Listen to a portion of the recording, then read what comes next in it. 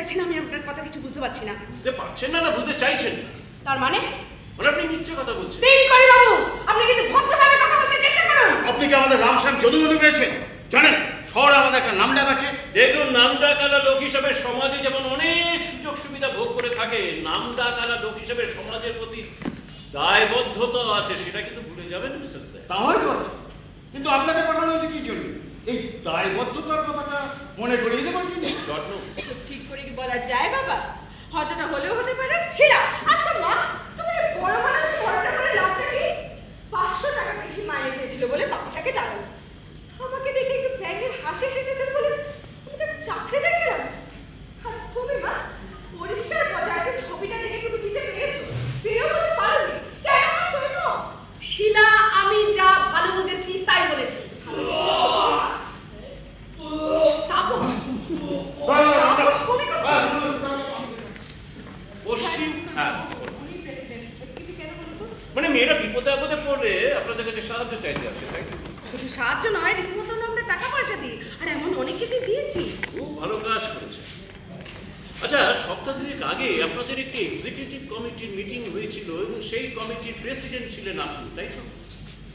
যদি থাকি প্রেসিডেন্ট, তাতে আপনার সোজা কথাই বলবো, সহ্য করতে পারবেন তো? হ্যাঁ, দেখুন আপনি বমি করছে, আমি বললাম শুয়ে পর, কিছুতেই শুনতে গেল না। বলে কিনা ইন্সপেক্টর জেগে থাকতে বলেছে। আমি বললাম বলুক ইন্সপেক্টর, যদি জেগে থাকতে হবে না। ঠিক বলেছো। না, আপনি ঠিক কাজ করেননি। ওকে আমার সত্যি সত্যি দরকার। যদি না আসতে পারলে বাধ্য হয়ে আমাকে ওনার কাছে যেতে হবে। না ঠিক করবো, আপনি চিন্তা করবেন না, দাদা ঠিক সময় চলে আসবে। আসলেই ভালো। কেন ভালো কেন? আগে আপনি আমার প্রশ্নের উত্তর দেবেন, তারপরে আমি আপনার প্রশ্নের উত্তর দেব।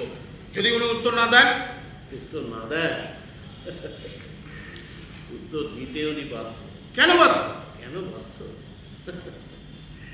কেন বাধ্য?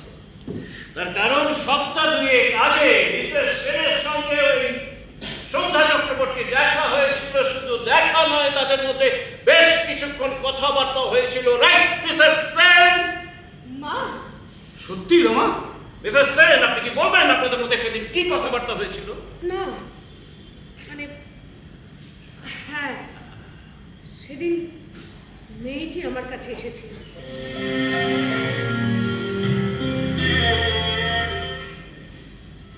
ম্যাডাম আসবো? হ্যাঁ এসো, বসো। তোমার নাম কি? আমার নাম রেবা রায়। আমার কাছে কেন এসেছো? আপনার কাছে এসেছি কিছু আর্থিক সাহায্যের জন্য। কিন্তু তোমার তো দেখছি বিয়ে হয়ে গেছে, তুমি তোমার স্বামীর সঙ্গে থাকো না? কি হলো, উত্তর দিচ্ছ না কেন? তোমার স্বামীর নাম কি? দেখো, তুমি যদি সব সত্যি কথা না বলো, আমরা তোমাকে কোনো রকম সহযোগিতা করতে পারবো না। আমার স্বামীর নাম আমি জানি না। কি? হ্যাঁ, তবে সে একদিন নেশার ঘরে বলেছিল যে সে ঘুঘুডাঙ্গার সেন বাড়ির ছেলে। What?